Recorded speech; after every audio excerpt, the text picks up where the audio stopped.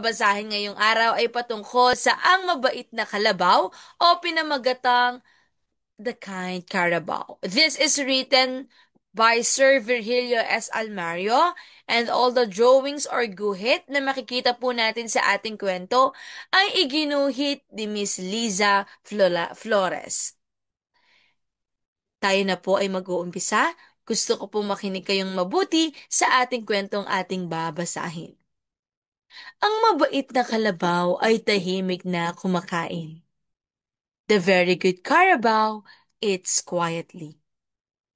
Ang mabait na kalabaw ay tahimik na natutulog. The very good Carabao sleeps quietly. Ang mabait na kalabaw ay malinis. The very good Carabao is clean. Ang mabait na kalabaw ay mahilig sa maganda. The very good Carabao likes beautiful things. Ang mabait na kalabaw ay maraming kaibigan. The good very Carabao has many friends. Kaibigan niya pati aso at pusa.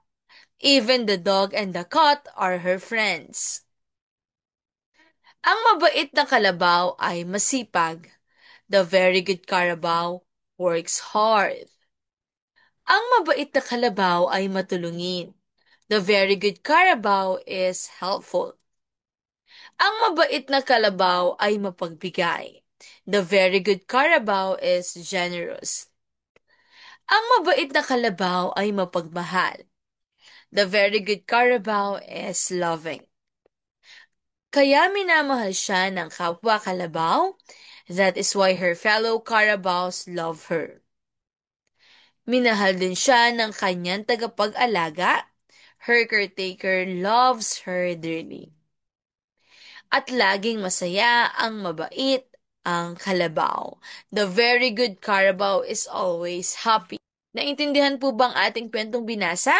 Kung tunay nga po ninyong naintindihan ang ating kwentong binasa, kayo po ay may sasagutan na mga ilang katanungan patungkol dito sa kwentong ating binasa. Maraming salamat po.